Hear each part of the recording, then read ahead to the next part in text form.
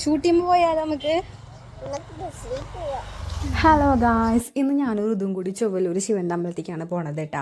അവിടെ തിരുവാതിര മഹോത്സവം തുടങ്ങിയിട്ടുണ്ട്. അപ്പോൾ ആര്യമ്പാടത്ത് വണ്ടി വെച്ചിട്ട് ഞങ്ങൾ ബസ്സിലാണ് പോണത്. കേച്ചേരി ബസ്സിൽ കയറി എഗെയിൻ അവിടെ നിന്ന് ബസ് കയറി. കുളത്തിൽ മീനുണ്ടാവും. മെയിനായിട്ട് ഞാൻ പോണത് അമ്പലത്തിലെ പ്രസാദോട്ട് കഴിക്കാനാണ്. എനിക്ക് ഭയങ്കര ഇഷ്ടമാണ് അമ്പലത്തിലെ പ്രസാദോട്ട്. അപ്പോൾ അതേ അമ്മ ഓൾറെഡി വരിയിൽ നിൽക്കുന്നുണ്ടായിരുന്നു. അപ്പോൾ അതേ സ്പേസ് ഞങ്ങൾ ഏറെക്കുറെ അടുത്തായിട്ടുണ്ടായിരുന്നു. അപ്പോൾ അമ്മയുടെ കൂടെ ഞങ്ങളും കയറി.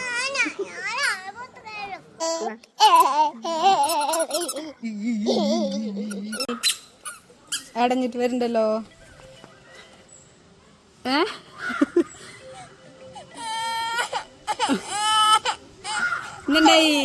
ഋതു ഇപ്പോൾ കറങ്ങിയത് എന്തിനാന്ന് ചോദിച്ചാൽ എനിക്കറിയില്ല കേട്ടോ. ഉറക്കം വന്നിട്ടാന്ന് തോന്നുന്നുണ്ട്. ഭക്ഷണമൊക്കെ കഴിച്ച് ഞങ്ങൾ ഇറങ്ങിയത് അമ്പലത്തിന്റെ വഴിയാണ് കേട്ടോ വരുന്നത്. എല്ലാ കുട്ടികളുടെ പോലെ തന്നെ കുളവും വെള്ളം എന്ന് കേട്ടപ്പോൾ പിന്നെ ഋതുവിന് കുളം കാണാണ്ട് പോകാൻ തയ്യാറാണ്. ജനുവരി 2-നാണ് ഇവിടെ ഉത്സവം സ്റ്റാർട്ട് ചെയ്തത് കേട്ടോ. ജനുവരി 13 വരെ വരുന്നുണ്ട്.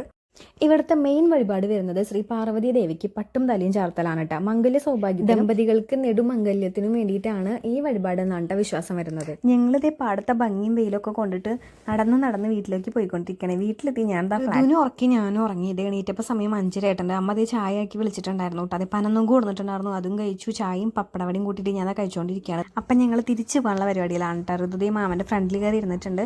മാമൻ ഞങ്ങൾ വണ്ടിയൊക്കെ കയറ്റി വിട്ടാന്നു കേട്ടോ. വരും പോയോ?